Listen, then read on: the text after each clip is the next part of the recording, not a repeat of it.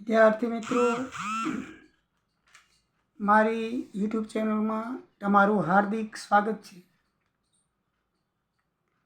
આજે આપણે બિઝનેસ એકાઉન્ટિંગની અંદર સામાન્ય વીમા કંપનીના હિસાબોમાં આગળ વાત કરીએ તો વીમો કેવી રીતે લેવામાં આવે છે.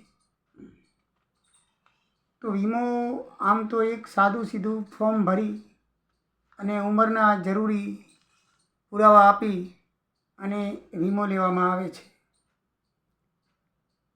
વીમો છે એ પોતાની ઝોનલ કંપનીઓ દ્વારા વેપાર કરે છે. ભારતની અંદર 4 ઝોનલ ઓફિસો પાડવામાં આવી છે. એક છે પૂર્વ ઝોન, યાની કે ઈસ્ટ ઝોન. એની મુખ્ય ઓફિસ, હેડ ઓફિસ કલકત્તા છે. એ કંપનીનું નામ છે નેશનલ ઇન્સ્યોરન્સ કંપની. બીજું ઝોન છે વેસ્ટ ઝોન, એટલે કે પશ્ચિમ ઝોન. એની હેડ ઓફિસ છે મુંબઈ. કંપનીનું નામ છે ન્યૂ ઇન્ડિયા ઇન્સ્યોરન્સ કંપની. ત્રીજું છે નોર્થ ઝોન, એટલે કે ઉત્તર ઝોન. એની હેડ ઓફિસ છે દિલ્હી અને કંપનીનું નામ છે oriental fire and general insurance company. ચોથું છે સાઉથ ઝોન, એટલે કે દક્ષિણ ઝોન. મુખ્ય ઓફિસ છે ચેન્નાઈ, એટલે કે મદ્રાસ. કંપનીનું નામ છે United insurance fire and general insurance company. ભારતમાં હવે આમ સામાન્ય વીમાના ધંધાનું પણ રાષ્ટ્રીયકરણ થઈ ગયું છે. ગમે તે કંપની અમુક શરતોનું પાલન કરે તો તે સામાન્ય વીમાનો ધંધો કરી શકે છે. હવે તે સામાન્ય જનરલ ઇન્સ્યોરન્સ કોર્પોરેશનની ઇજારાશાહી રહી નથી. કોઈ પણ કંપની, કોઈ પણ જૂથ, કોઈ પણ પેઢી વીમાનો ધંધો કરી શકે છે, પણ વ્યક્તિગત રીતે વીમાનો ધંધો થઈ શકતો નથી. સામાન્ય વીમા કંપની અને વીમો લેનારની વચ્ચે જે લેખિત કરાર થાય એને પોલિસી કહેવામાં આવે છે. અને પોલિસી લેવા બદલ જે કિંમત ચૂકવવામાં આવે તેને પ્રીમિયમ કહેવામાં આવે છે. અને જે વસ્તુનો વીમો લીધો હોય, દાખલા તરીકે માલ સામાન, વાહન, બરાબર છે, એને વીમાની વસ્તુ કહેવામાં આવે છે. અને જેટલી રકમનું રક્ષણ મેળવવાનું હોય એને વીમાની રકમ કહેવામાં આવે છે. એટલે જ્યારે જોખમ ઊભું થાય તેને લીધે નુકસાન તો કોર્પોરેશને જે ભોગવવું પડે છે, પણ જે દાવાની રકમ વીમા કંપની દ્વારા ભોગવવામાં આવે છે એને વળતર ચૂકવે એમ કહેવામાં આવે છે. તેને દાવાની રકમ કહેવામાં આવે છે. એટલે કંપની દ્વારા કે એજન્ટ દ્વારા પ્રપોઝલ ફોર્મ ભરી અને કંપનીને આપણે મોકલવું પડે છે. એમાં વીમો લેનારું નામ, સરનામું, વીમો કયા પ્રકારનો છે તે, જોખમ કેટલા રૂપિયાનું છે તે, વીમાની કિંમત, પોલિસીની રકમ વગેરે દર્શાવવાનું હોય છે. અને પ્રીમિયમની રકમ ભરી વીમો ઉતરાવી શકાય છે. પ્રીમિયમની રકમ પહેલી જ વારની મળે ત્યારે વીમાનું જોખમ શરૂ થાય છે. જ્યાં સુધી પ્રીમિયમની રકમ મળતી નથી ત્યાં સુધી વીમાનું જોખમ ગણાતું નથી. મિત્રો, વીમાની અંદર કાયદાકીય જોગવાઈઓ કરવામાં આવેલી છે. સૌથી પહેલાં 1938ની અંદર એક કાયદો ઘડવામાં આવ્યો, જેને આગળ જતાં 1950માં સુધારો કરાયો અને 1956થી life insurance company of India, એટલે કે LICની સ્થાપના થઈ. તેને જિંદગીના વીમાનો સંપૂર્ણ ઇજારો તેની પાસે છે. આમ તો મિત્રો, જિંદગીના વીમાનો સંપૂર્ણ ઇજારો એની પાસે છે એમ પાઠ્યપુસ્તકમાં લખેલું છે, પણ એવું નથી. ભારતીય ટપાલ ખાતું, એટલે કે પોસ્ટ ઓફિસ, પણ જીવન વીમો અને બધા પ્રકારના વીમા ઉતારે છે. એ કેન્દ્ર સરકાર હેઠળ કામ કરે છે, જે આ કંપની હેઠળ કામ કરતી નથી. એટલે એ પણ જીવન વીમા અને આ જે કંપનીઓ છે એના દ્વારા બધા જાતના વીમા ભારતીય પોસ્ટલ ખાતું પણ ઉતારે છે. એટલે સંપૂર્ણ જીવન વીમાનો ઇજારો એની પાસે છે એ કહેવું બરાબર નથી. બરાબર છે, પાઠ્યપુસ્તકમાં લખેલું છે એટલે આપણે લખીએ છીએ. બાકી પોસ્ટ ઓફિસ પણ દરેક પ્રકારના વીમા ઉતરાવે છે. એને PLI કહેવાય છે અને LIC કહેવાય છે.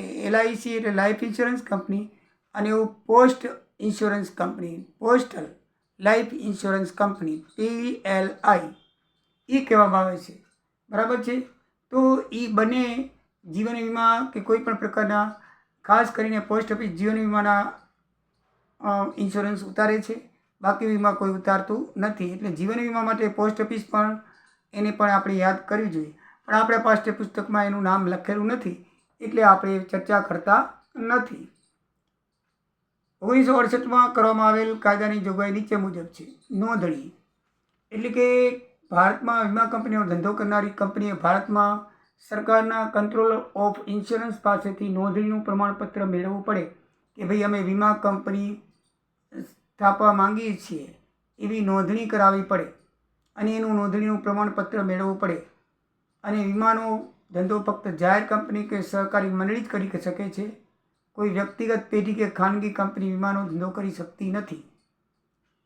કંટ્રોલર ઓફ ઇન્સ્યોરન્સ અથવા વીમા નિયામક એ ભારત સરકાર તરફથી નિમાયેલા અધિકારી છે. કંટ્રોલ ઓફ ઇન્સ્યોરન્સ અને વીમા નિયામક બે, જેમાં વીમા કાયદાનું બરાબર પાલન થાય તેવો તે કાળજી રાખે છે. વીમા કંપનીઓ ઉપર નિયંત્રણ રાખવા તેને વિશાળ સત્તા આપવામાં આવી છે અને જો પાલન ન થાય તો કંટ્રોલ ઓફ ઇન્સ્યોરન્સ નોંધણીનું પ્રમાણપત્ર આપતા નથી.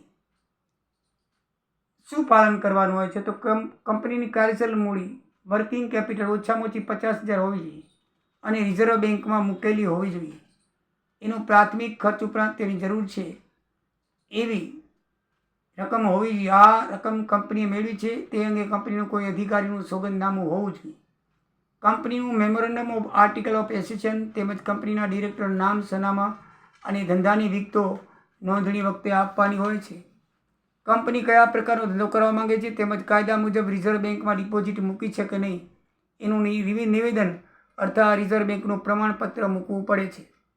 જો કંપની વિજ્ઞાપન બહાર પાડ્યું હોય તો તે અલગ જ પોલિસીના નિયત ફોર્મ દર અને શરતો મૂકવાની હોય છે. દરેક પ્રકારના ધંધા માટે ₹500ની ફી આપીને નોંધણીનું પ્રમાણપત્ર મેળવવા અરજી કરવી પડે છે અને એને વર્ષે તાજું કરાવવું પડે છે. બરાબર છે, એને ફ્રેશ કરાવવું પડે છે. પછી નંબર 2 છે રિઝર્વ બેંકમાં મૂકવાની ડિપોઝિટ. મિત્રો, વીમા કંપની રિઝર્વ બેંકમાં મૂકવાની ડિપોઝિટની રકમ અંગે 1968ના કાયદામાં સુધારો કરવામાં આવ્યો છે. દરેક વીમા કંપની તેના ભારતમાંના વીમા ધંધા અંગે રિઝર્વ બેંકની ભારતમાં કોઈ પણ શાખામાં મધ્ય સરકારના નામે નીચે મુજબની ડિપોઝિટ મૂકવી પડે. તે રોકડમાં રહેશે અથવા તો જામીનગીરીમાં રહી શકશે. થોડી રોકડમાં થોડી માની જામીનગીરીમાં હશે તો પણ ચાલશે. જે જામીનગીરી ડિપોઝિટ મૂકવામાં આવે છે તેની કિંમત ડિપોઝિટને દિવસે તેમજ જે બજાર કિંમત હશે તે ગણાશે. તેવી ડિપોઝિટ મૂકવી પડે છે એને સરકારની અંદર રજીસ્ટર કરાવવા જાય ત્યારે.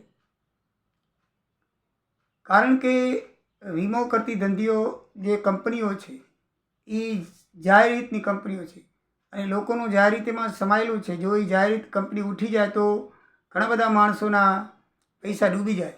એટલે આવું ન થાય એટલે રિઝર્વ બેંકમાં એની ડિપોઝિટ મૂકવામાં આવે છે.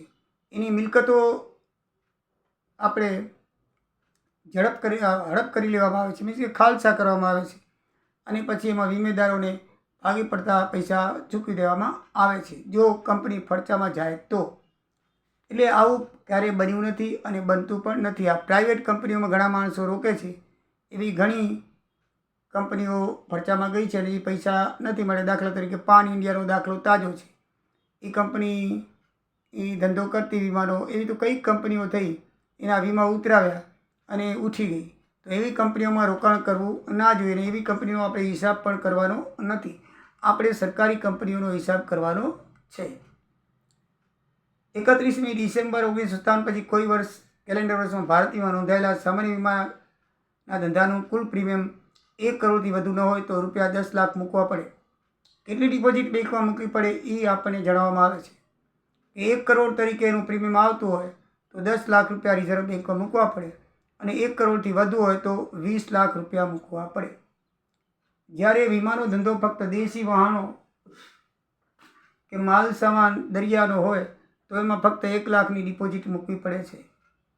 જો વીમા કંપનીની શેરમૂડી ન હોય અને જો વીમા કંપનીનો ધંધો કરતી હોય તો અન્ય વીમા કંપની સામાન્ય રીતે અલગ પોલિસી હેઠળ ન કરતી હોય તો મધ્ય સરકાર ગેઝેટમાં જાહેરાત કરી ડિપોઝિટની રકમ 1 થી 1.5 લાખથી ઓછી નહીં હોય તેવી મુકાવશે.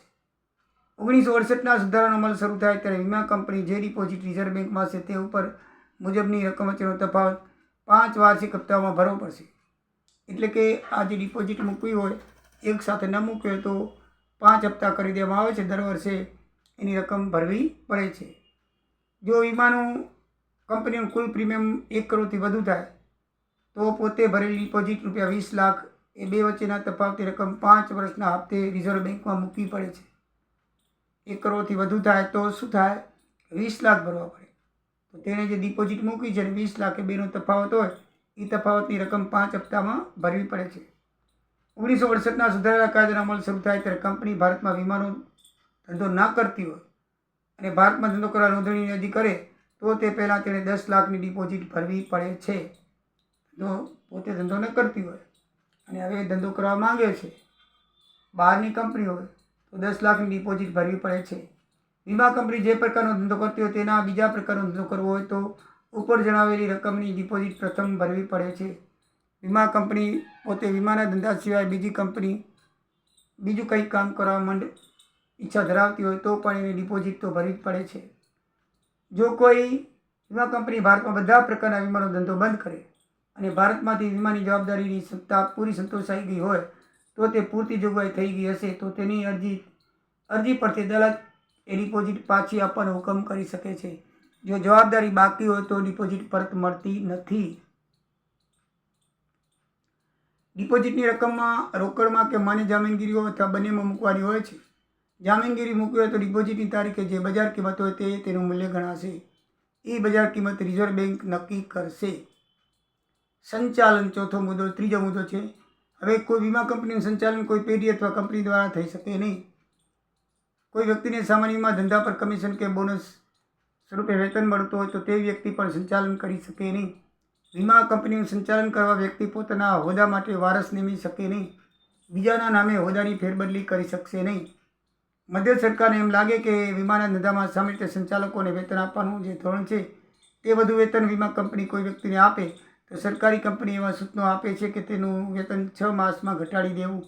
જો વીમા કંપનીનું વીમા ભંડોળ 50 લાખ રૂપિયા તેથી વધુ હોય તો પૂરા સમય માટેનો મેનેજિંગ ડિરેક્ટર, જેમાં ડિરેક્ટરનો સમાવેશ થતો નથી, મેનેજિંગ ડિરેક્ટર રાખવો જોઈએ.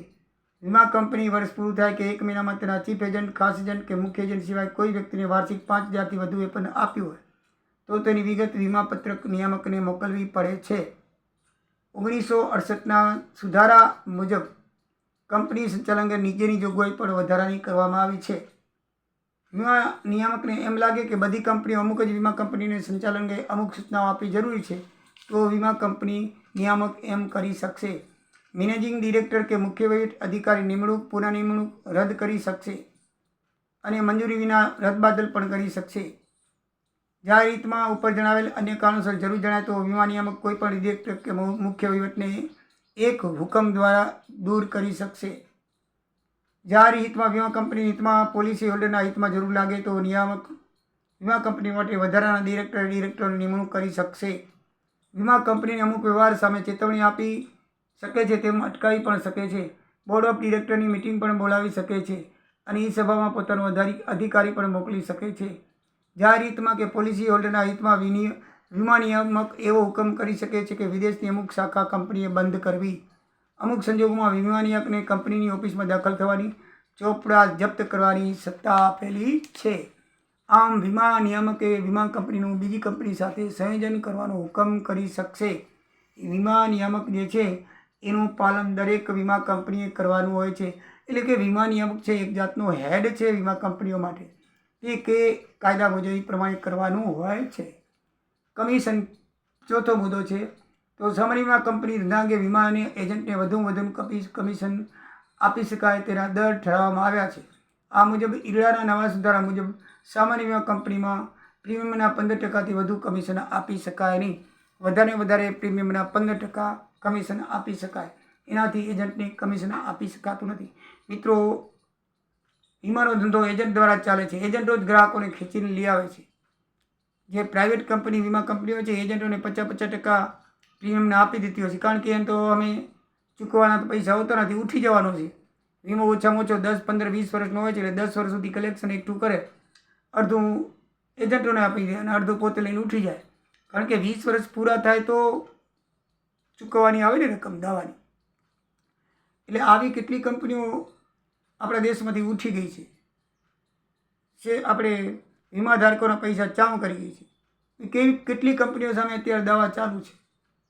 પણ આપણે લોકો જરાક વધારે લોભાઈએ છીએ કે પ્રીમિયમ ઓછું અને વીમાની રકમ વધારે હોય એટલે ઝડપથી વીમા કંપનીને આપણે વીમો લઈ લઈએ છીએ, પણ ખરેખર એવું કરવું જોઈએ નહીં. આવી આલતુ પાલતુ કંપનીઓ કેટલી બજારમાં અસ્તિત્વ ધરાવે છે અને કેટલી ઉઠી ગઈ છે. તો એના નિયંત્રણ માટે સરકાર હવે જાગી છે. એના હિસાબો મિત્રો રાખવાની જોગવાઈ છે અને આ હિસાબોમાં નીચે મુજબના રજિસ્ટર રાખવાના આવે છે.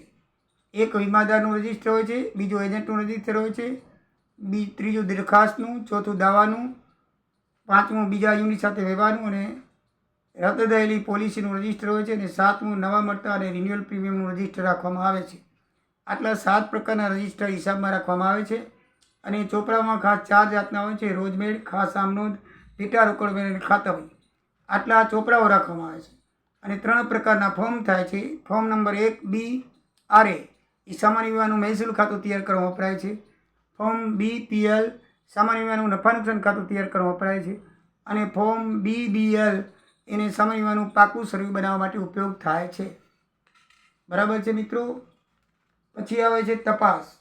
મદદ સરકાર ગમે ત્યારે લેખિત હુકમ દ્વારા વીમા કંપની કે બીજા કોઈ વ્યક્તિને કોઈ પણ વીમા કંપનીની બાબતમાં તપાસ કરવાનો અહેવાલ સરકારને રજૂ કરવાનો આપી શકે છે, હુકમ કરી શકે છે. અને 1968ના સુધારાથી ઠરવામાં આવ્યું છે કે નિયામક પોતે ગમે ત્યારે વીમા કંપની કે તેના હિસાબોની પોતાના અધિકારી દ્વારા તપાસ કરાવી શકે છે અને નકલ પણ માંગી શકે છે. અન્ય જોગવાઈઓ નીચે મુજબ છે. લાઈફ ઇન્સ્યોરન્સ 1950ના વીમા ધારાના સુધારાથી બધી કંપનીઓના સભાસદવાળું એક ઇન્સ્યોરન્સ એસોસિએશન ઓફ ઇન્ડિયાની રચના કરવામાં આવી છે. આ 2 સમિતિઓ વીમા કંપનીનું સંચાલન કરે છે. એક છે લાઈફ ઇન્સ્યોરન્સ કાઉન્સિલ અને જનરલ ઇન્સ્યોરન્સ કાઉન્સિલ, અને એના વહીવટ માટે પછી બીજી વહીવટી સમિતિ રચવામાં આવી છે, લાઈફ ઇન્સ્યોરન્સ કંપની કાઉન્સિલ વહીવટી સમિતિ અને જનરલ ઇન્સ્યોરન્સ કાઉન્સિલની વહીવટી સમિતિ. એમ 2 પ્રકારની વહીવટી સમિતિ છે તે વીમા કંપનીઓનું સંચાલન કરે છે. ત્યાર પછી 1968ના વીમાના ધારાના સુધારથી એક કમિટીની રચના કરવામાં આવી છે. એ કમિટીનું નામ છે ટેરિફ એડવાઇઝરી કમિટી. એ કોઈ પણ વીમા કંપની પોતાના ડિરેક્ટર, મેનેજર, એક્ચ્યુઅરી, ઓડિટર કે અને કોઈ પણ અધિકારીને લોન આપી શકતી નથી. આ એક નવો નિયમ છે. ગીરો લોન આપી શકે. ગીરો લોન એટલે કે કાંઈક હવે જો મૂકે તો એ આપી શકે, બાકી હોમ લોન આપી શકતી નથી. દરેક વર્ષના અંતે વીમા કંપની એજન્ટના ખાતાની સાચી બાકીનું સમર્થન કરી લેવું જોઈએ અને એનો વાર્ષિક હિસાબ સાથે વીમા નિયામકને મોકલી આપવો જોઈએ. આ વધારાની બધી જોગવાઈ છે. આચાર સંહિતા છે, કોડ ઓફ કન્ડક્ટ શું છે, આ બધી આચાર સંહિતામાં આવે છે. દરેક વર્ષને અંતે વીમા કંપની એજન્ટના ખાતાની બાકીઓ મોકલી આપવી જોઈએ. જો એજન્ટની બાકી ગાલખાત હોય તો એ ગાલખાત તરીકે લખી પાડવી જોઈએ અને બીજી ગાલખાત અલગ દર્શાવવી જોઈએ. અને દરેક કંપનીએ નિયત ફોર્મમાં એજન્ટના ખાતા રાખવા જોઈએ. કલમ 14 મુજબ પોલિસીનું એક રજિસ્ટર રાખવું પડે, દાવાનું પત્રક રાખવું પડે અને 43 કલમ મુજબ વીમા કંપની દરેક એજન્ટનું એક પત્રક રાખવું પડે. એમાં વીમા એજન્ટનું નામ, સરનામું, તેની નિમણૂક અને નિમણૂક કરવાની તારીખ વગેરે રાખવું પડે. છેલ્લે આચાર સંહિતા, કોડ ઓફ કન્ડક્ટ. વીમાના ધંધામાં ગુણવત્તા જળવાઈ રહે તે માટે જનરલ ઇન્સ્યોરન્સ કાઉન્સિલ વહીવટી સમિતિએ બધી જ વીમા કંપનીઓ માટે આચાર સંહિતા ઘડી છે, જેનું પાલન ભારત સ્થિત બધી જ વીમા કંપનીઓ કરવાનું હોય છે. વીમા અંગે જોખમનું 50% કે 100% રકમ રિઝર્વ બેંકમાં અનામત તરીકે રાખવી પડે છે. આ અનામત પરચુરણ વીમા કંપનીના દાવામાં ચોખ્ખી પ્રીમિયમની 50%, જ્યારે દરિયાઈ વીમાના ધંધામાં ચોખ્ખી આવકના 100% ડિપોઝિટ રાખવાની હોય છે. દરેક વીમા કંપનીએ પોતાના દેવા કરતાં મિલકતો વધુ રાખવી જોઈએ. 5 લાખ કે ચોખ્ખી મિલકતની આવકના 10%, બેમાંથી જે વધુ હોય તે ડિપોઝિટ રાખવી જોઈએ. આ ગાળાને સલામતી ગાળો કહેવામાં આવે છે. વીમા કંપની પાસે દેવા કરતાં મિલકત વધારે હોવી જોઈએ. દાવાઓ, કમિશન કે ₹50થી વધુ ખર્ચે ફક્ત અને ફક્ત ચેક કે પે ઓર્ડરથી ચૂકવવામાં આવવું જોઈએ. પ્રીમિયમની રકમ જોખમ શરૂ થાય તે પહેલાં જ મળી જવી જોઈએ, સિવાય કે પ્રીમિયમ અંગે બેંકે ગેરંટી આપી હોય અથવા વીમો લેનારે પોતે પૂરતી ડિપોઝિટ મૂકી હોય. આચાર સંહિતા દ્વારા જે રકમ મળવી જોઈએ, જે માહિતી મળવી જોઈએ તે વીમા કંપનીના હિસાબ પરથી તરત મળી શકાય એવું હોવું જોઈએ. દાખલા તરીકે પ્રીમિયમ, કમિશન, દાવા, રિફંડ વગેરે વિકાસના ખર્ચ વગેરે માહિતી તરત મળી શકે એવી હોવી જોઈએ. વીમા કંપની ના મહેસૂલી ખાતામાં વહીવટ ખર્ચની માહિતી દરેક અલગ અલગ હેડ હેઠળ હોવી જોઈએ. દાખલા તરીકે ડિરેક્ટરની ફી, પગાર, ગ્રેજ્યુટી ફી, પ્રોવિડન્ટમાં ફાળો, મુસાફરી ખર્ચ, તારણ ટપાલ ખર્ચ, મનોરંજન ખર્ચ, ઓડિટ ફી, હેડ ઓફિસનો ખર્ચ, કાનૂની ખર્ચ, હોદ્દા ગુમાવવા બદલ ડિરેક્ટરે આપેલું કમિશન, જાહેરાત ખર્ચ, સ્ટેશનરી છપામણી ખર્ચ વગેરે અલગ અલગ હેડ નીચે હોવા જોઈએ. બધા ખર્ચા પરચુરણ ખર્ચ કે એવી રીતે હોવા જોઈએ નહીં. બરાબર છે. તો મિત્રો દાખલાની અંદર હવે ફોર્મ BRA, ફોર્મ BPL એ બનાવવાનું હોય છે અને 2ના નમૂના પાના નંબર 11 ઉપર આપેલા છે. તો ફોર્મ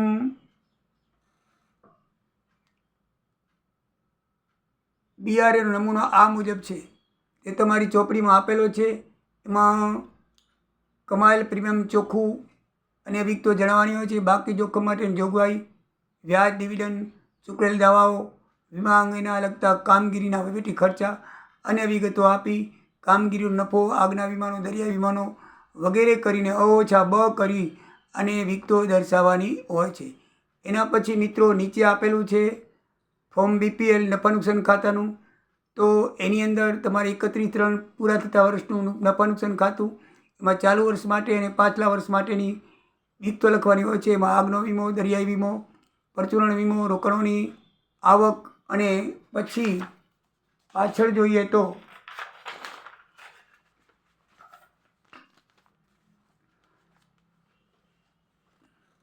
રોકાણોના વપરાશ પર નફો, પછી રોકાણોના વેચાણ પર ખોટ વગેરે બાદ કરવાનું રહેશે.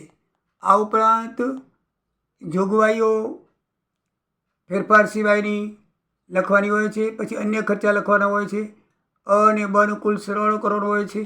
અને પછી માંથી બ બાદ કરીએ ત્યારે કરવેરા પહેલાંનો નફો આપણને આવે છે અને એમાંથી કરવાની જોગવાઈઓ, પછી સંકટ માટેનું અનામત બાદ કર્યા પછી ફેરવણી માટે મળી શકતો નફો રજૂ કરવા મળી શકાય છે. પછી નફાની ફાળવણી કેવી રીતે કરવાની છે? તો વર્ષ દરમિયાન ચૂકેલ વચગાળાનું ડિવિડન્ડ, સૂચિત આખરી ડિવિડન્ડ, ડિવિડન્ડની વહેંચણી પરનો ટેક્સ, કોઈપણ અનામત માટે અન્ય ખાતે ફેરબદલી, પાછલા વર્ષમાંથી લાવેલ નફો, ખોટની બાકી કે જે મળે તે પાકા સળિયામાં લઈ જવાની હોય છે. આટલી વિગતો મિત્રો આ 2 ફોર્મમાં ભરવાની હોય છે. હવે આપણે જ્યારે દાખલા ગણીએ ત્યારે આપણે એની અંદર વધારે વિગત જોઈશું. એના પછી મિત્રો કેટલી વિગતો હજી આપણે સમજવાની છે એ હવે પછીના નેક્સ્ટ વિડીયોમાં સમજી અને આપણે દાખલાઓની ગણતરી શરૂ કરશું. તો તમને વિડીયો ગમ્યો હશે મિત્રો, તમે તમારા મિત્રોને ફોરવર્ડ કરશો અને તમારા મિત્રોને ફોરવર્ડ કરી સબસ્ક્રાઈબ કરવાનું કહેશો એવી વિનંતી. જય દ્વારિકાધીશ, જય સિયારામ.